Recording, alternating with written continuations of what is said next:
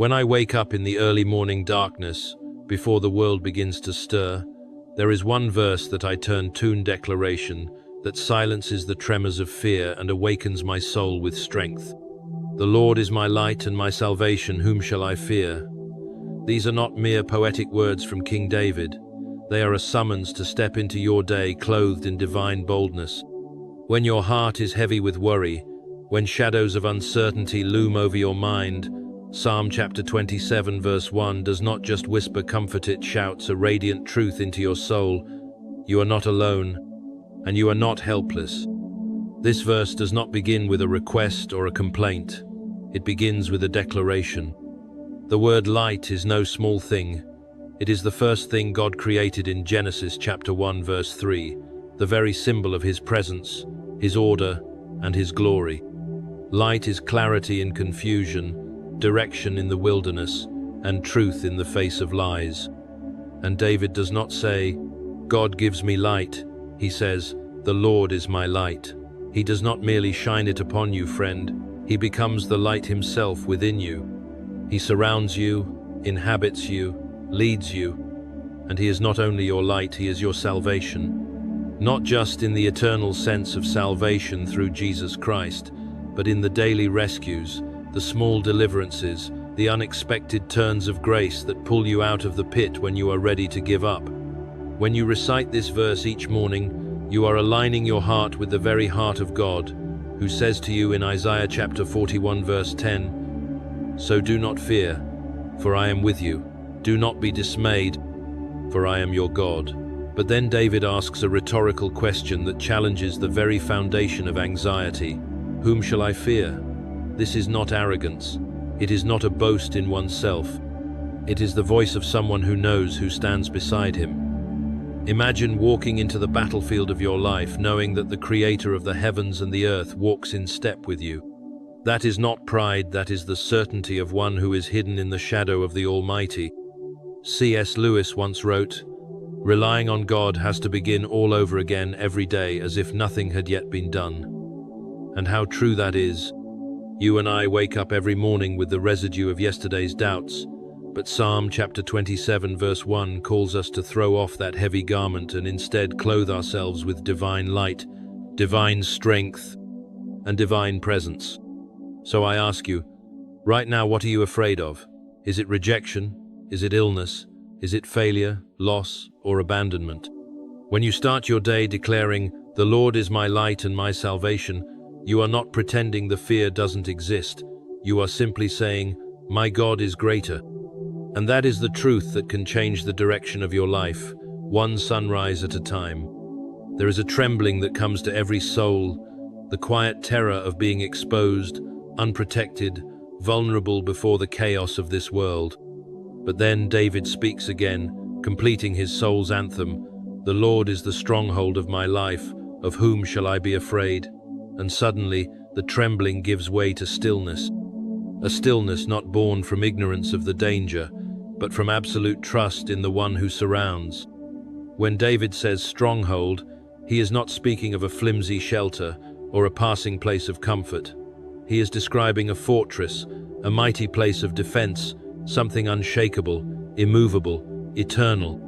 In Hebrew, the word translated as stronghold refers to a high place, an elevated refuge, a rock beyond the reach of enemies. Not just any fortress, but a divine one, inaccessible to the weapons of this world, invisible to the eyes of darkness. Do you see what David is doing here? He is not denying the presence of enemies. He is not pretending the battle does not exist. But he is repositioning his heart within the walls of heaven's security. And so must we. Each morning you and I wake into a battlefield, not always physical but spiritual. Voices of doubt, accusations, memories that haunt, fears that paralyze, they all rise up like enemies at the gate. But you must decide where your soul will dwell.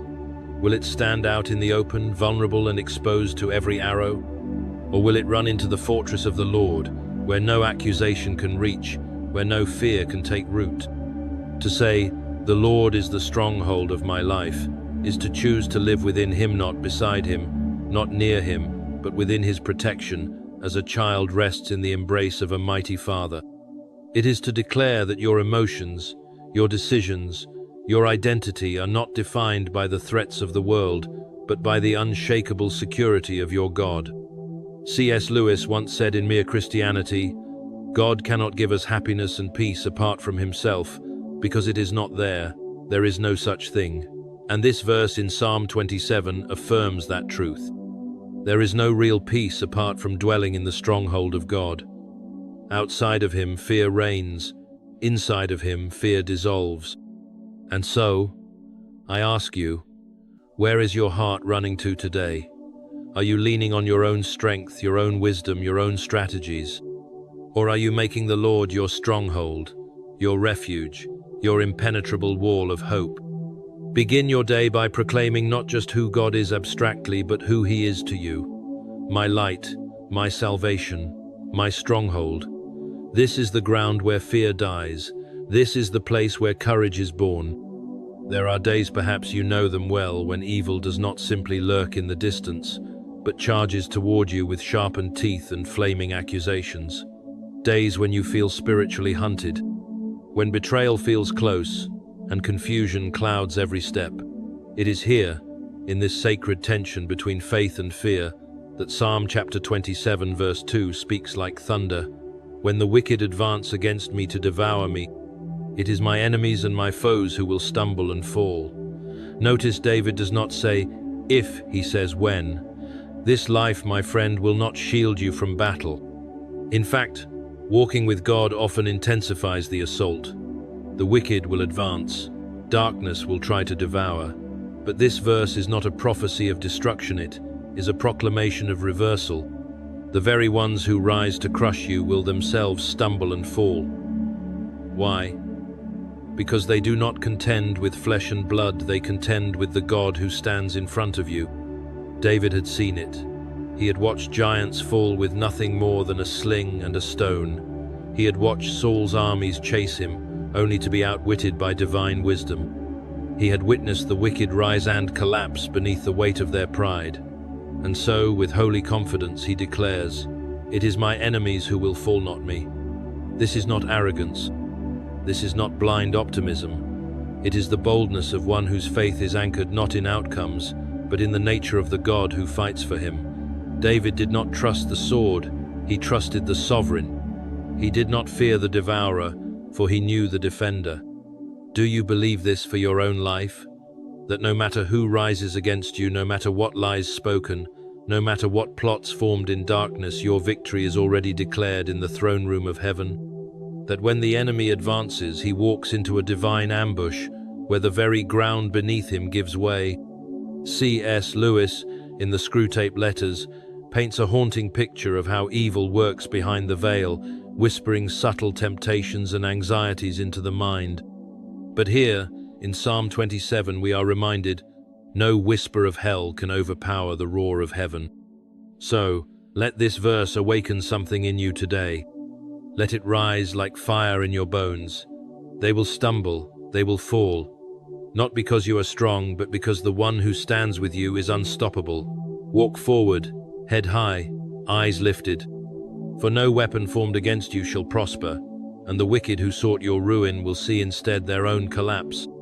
There is a moment when fear presses so close that it seems to breathe against your skin, when the odds are no longer merely unfavorable, they are insurmountable.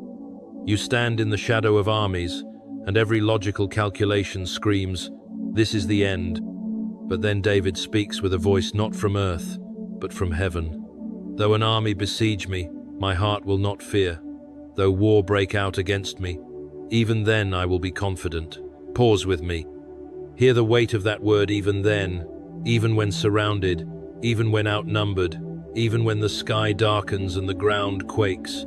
Even then, I will be confident. How does a soul speak like this? How does one stand in the eye of the storm and remain unshaken? It is because David's confidence is not sourced in the seen but in the unseen, not in circumstances but in covenant, not in resources but in relationship with the living God. This verse is the cry of someone who has made the Lord, not comfort, the foundation of their life. David does not deny the army. He does not minimize the war. He acknowledges the threat in full and still chooses courage. Because he knows something that the army does not. His strength does not come from himself. Too often, we think confidence must be based on preparation, control, or certainty. But this kind of confidence, this holy boldness, comes from surrender. The one who has given their whole life into God's hands no longer needs to scramble for safety, no longer needs to beg for escape. They stand, and they know. Think of Shadrach, Meshach, and Abednego before the blazing furnace. The king's wrath burns hotter than the fire itself, and yet they say, "Our God is able to deliver us. But even if he does not, we will not bow." That is the same spirit that breathes through Psalm 27. It is not about being spared from battle, but about knowing who fights with you in the midst of it. C.S. Lewis wrote in The Problem of Pain, "We are not necessarily doubting that God will do the best for us. We are wondering how painful the best will turn out to be." But David had passed through enough fire to know, whatever the pain, whatever the cost, God's presence was more precious than peace without him. So, let me speak to you personally now. Maybe you are facing your own army doubts, disease, loss, betrayal. Maybe the war has already begun. But take Psalm 27 verse 3 and make it your anthem today. Do not wait for the storm to end to find peace. Find peace in the storm. Find God in the middle of your chaos and stand. Let this not be theory to you. Let this be the testimony of your heart. Even then, I will be confident. For the one who holds the universe also holds you. The one thing worth everything. One thing I ask from the Lord, this only do I seek, that I may dwell in the house of the Lord all the days of my life, to gaze on the beauty of the Lord and to seek him in his temple. Stop and listen, for this is holy ground. We have moved from war to worship, from the terror of armies to the tender cry of longing. And here, in verse 4, David unveils what he truly wants. Not victory, not vengeance, not even safety. He wants God, just God. One thing I ask, not many things, not a list, not a prayer packed with requests, just one thing. And what is it? To dwell, to remain, to abide, to live in the presence of the Lord. Not just visit, not just pass through on holy days, but to make it home. What a staggering statement from a man who had so much at stake, a king, a warrior, a fugitive, a poet. He had access to power, to palaces, to pleasures, and yet he sets it all aside for this. To behold the beauty of the Lord, to gaze not glance, to look deeply, with awe and love, until the soul is transformed. You see, David understood something most of us are still learning. God himself is the reward, not just his blessings, not just answered prayers, but him, his face, his presence, his glory. This is not a poetic flourish. This is the very heartbeat of the spiritual life. If all the storms were stilled, if every enemy vanished, and yet you were not with God, it would still be emptiness. And if all hell broke loose, and you had nothing but him, you would have everything. C.S. Lewis once said, "Look for Christ and you will find him, and with him everything else thrown in. Look for yourself, and you will get neither him nor yourself." David had tasted this truth. He had looked for God, and he found not just a shelter, but a love that no battlefield could threaten. And this temple, David speaks of it, is not just a building. It is the place where heaven touches earth, the place where God reveals his character, his holiness, his mercy. To dwell there is to let your entire life orbit around the sacred center, the presence of God. My friend, I ask you now, what is the one thing you are chasing? Is it approval, success, safety, control? None of those things can dwell with you forever, but the Lord can and will, if you make him your one thing. Let today be a recentering. Let this verse become your soul's anthem. Rise in the morning not to chase the world, but to behold the one who created it. Whisper to God as David did, "This one thing I seek." And then seek him with stillness, with scripture, with surrendered heart. You will find beauty there. You will find peace. And above all, you will find him. For in the day of trouble, he will keep me safe in his dwelling. He will hide me in the shelter of his sacred tent and set me high upon a rock. Do you feel it? The ground trembling beneath you. The world tightening its grip around your chest. You are not imagining it. Trouble has come. It does not knock. It invades. It overwhelms. It finds your weaknesses and whispers, "You are not safe. You are not seen. You are alone." But David knew better.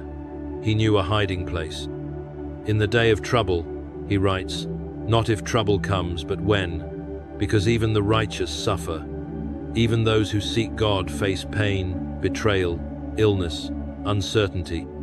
There is no promise that the winds will not howl, but there is a promise of shelter. Not just any shelter, not walls of brick or gates of iron, but the sacred tent, the dwelling of the Almighty, the hidden place of his presence. It is there that he hides you. It is there he covers you, not with stone, but with glory. To be hidden in the sacred tent is to be drawn into the very holiness of God, the weight of his majesty, the center of his will. It is not escape from life, it is protection within it.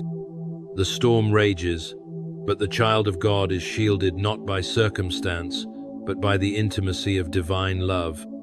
David speaks of being set high upon a rock, not just hidden but elevated. Not only does God protect, he lifts. He gives you spiritual altitude. He raises your perspective, shifts your vision from fear to faith.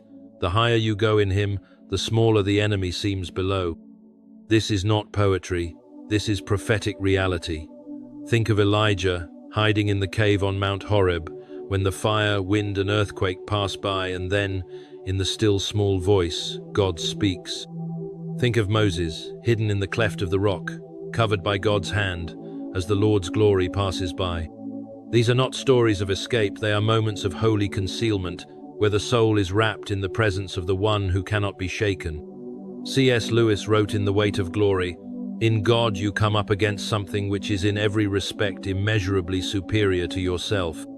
Unless you know God as that, and therefore know yourself as nothing in comparison, you do not know God at all." David understood this. To be hidden in God's presence is not a demotion, it is a lifting into reality, where our frailty meets his majesty. So I ask you now, not as a teacher but as a companion in the journey, where do you run in your day of trouble? Do you flee into distraction, into denial, into fear? Or do you run into the presence of the one who says, "Come, hide beneath my wing. Come, and I will lift you above the chaos." Today, if the storm is near, do not fear. You have a sacred shelter. You have a rock higher than the flood. You have a Father who does not forget, and he will hide you. Then my head will be exalted above the enemies who surround me. At his sacred tent I will sacrifice with shouts of joy. I will sing and make music to the Lord. This is the sound of victory. Not the clash of swords, not the roar of armies, but the shout of joy rising from the altar. The music that flows not from circumstance but from revelation. David has been hidden. Now he is lifted, and his heart cannot stay silent. Then my head will be exalted. What a declaration. He sees himself rising not because he fought harder, but because God lifted him. Enemies still surround him, but they have lost their power. Why? Because the one who is hidden in God cannot be held by fear. Because the one who is elevated by grace does not live by sight alone. His head is lifted not by arrogance but by worship. And what does he do with this new posture? He sacrifices. He doesn't just sing, he gives. He brings an offering, not of animals alone, but of joy, of song, of celebration. His heart becomes an altar, his gratitude, a flame, and his praise, a sacred incense that rises to heaven. The sacred tent, once a hiding place, now becomes a stage of worship. The same God who shielded him now receives his thanksgiving. Do you see the beauty of it? David is not praising after the war is won. He is praising in the midst of it because he has already seen the victory in the Spirit. Let us not miss this. Joy is not a reward for a perfect life. It is the fruit of a surrendered one. And when David says he will make music to the Lord, this is more than melody. It is ministry. His praise becomes a testimony, a declaration to those around him and to the generations after that God is faithful, even when the battlefield is still smoky. Can you do this, friend? Can you sing before the outcome is clear? Can you worship before the breakthrough arrives? This is the faith that pleases God, the faith that says, "Even now I will sing." C.S. Lewis once reflected that praise is not merely a response to what we love, it is the completion of it. We praise what we delight in, and in doing so, our joy becomes whole. David's delight in the Lord compels him to sacrifice not out of obligation, but out of overwhelming love. He gives because he has been given much. He sings because silence would be unfaithful. So today, in your sacred tent, be it a quiet room, a whispered prayer, or a broken moment in the dark, offer your song, bring your praise, even if your voice shakes, even if the enemy still prowls, even if the night has not yet passed, for the Lord is listening, and he is enthroned on the praises of his people. Your worship in the midst of war becomes a weapon, and your joy, a light that no darkness can extinguish. The cry for intimacy, "Hear my voice when I call, Lord, be merciful to me and answer me. My heart says of you, seek his face. Your face, Lord, I will seek." There is a sacred moment in every believer's life when strength is not found in shouting but in pleading. The triumph quiets, the song fades, and what remains is a voice, your voice, trembling but reaching upward. David, the warrior king, the psalmist of praise, now becomes simply a child before his father. Hear my voice. What a raw, unfiltered cry. There is no performance here, no eloquence, just the desperation of someone who knows that without God's presence, all else crumbles. You can feel it, can't you? That ache in the words. The request for mercy, the plea for an answer, not because God is distant, but because the soul is hungry for nearness. This is not about answers to problems. It is about access to the presence. David doesn't ask for strategies, he asks for God. He says, "My heart says of you, seek his face." What a holy conversation within the soul. This is not a command from outside, but a whisper from deep within. The Spirit of God stirring within David's own heart, calling him to go deeper, not to seek the hand of God for provision, but the face of God for communion. The face of God, the most intimate part of his being. To seek his face is to desire not what he can do, but who he is. It is the most vulnerable kind of love. To long for his face is to say, "Even if you do not act on my behalf, even if the mountains fall and the sea roars, I want only you." This, my friend, is worship in its purest form, the kind of worship that breaks chains, that silences lies, that draws heaven near. C.S. Lewis once observed in letters to Malcolm, "We may ignore, but we can nowhere evade, the presence of God. The world is crowded with him. He walks everywhere incognito." But David is not content with glimpses. He does not want God incognito. He wants God face to face. This passage invites us into the sacred courage of vulnerability. To cry out is not weakness, it is spiritual clarity. When you know that nothing else satisfies, when you've tasted his goodness, you will not settle for distance. You will say with David, "Your face, Lord, I will seek." Let me ask you, have you ever sought his face with that kind of urgency? Have you ever dropped all demands, all expectations, and simply said, "Lord, just let me know you are near"? Today, you are invited to that intimacy. It is not reserved for prophets or kings. It is not locked away in temples made of stone. It is for you, for your longing heart, for your broken places, for your whispered prayers. Call out, he hears, and he will answer not with thunder or spectacle, but with presence, with nearness, with love. Beloved, now that we have walked together through the sacred corridors of Psalm 27, I must ask you, will you let it change your life? Because this is not just ancient poetry, not just the echo of a distant king. This is the breath of the Spirit whispering directly into your soul. These words were not merely written, they were revealed. They are alive. They pulse with the power of eternity. And if you dare to receive them, they will do in you what they did in David. Awaken a faith that will not flinch, a hope that does not die, and a love that is not afraid of the dark. Psalm 27 is a blueprint for the spiritual warrior. It teaches you to stand before your enemies without fear, to hide in the sanctuary of God when the storm rages, to sing when the battle is not yet won, and to seek the face of the Lord when all you want is answers. It shows you that intimacy with God is not reserved for perfect people, it is the inheritance of desperate ones, the ones who cry, "Do not hide your face from me." The ones who know that if God does not go with them, no victory matters. The ones who have seen just enough of His light to know they can never be content with shadows again. And here is the promise: He will not hide His face from you. He will not reject you. Though father and mother may forsake you, the Lord will receive you. Though the world may shake and fear knock at your door, you will remain confident in this. You will see the goodness of the Lord in the land of the living. So wait, not passively. Wait with courage. Wait with praise. Wait with the song of David on your lips. The Lord is my light and my salvation, whom shall I fear? And let that question pierce the darkness of every morning you rise. Let it shatter the lies that chase you. Let it break the chains of the past and call your soul into a present soaked in divine presence. Start your day with this psalm and watch what happens. You will not walk in fear. You will walk in fire. You will not be shaken. You will be sheltered. You will not be forgotten. You will be received. You will not be lost. You will be led.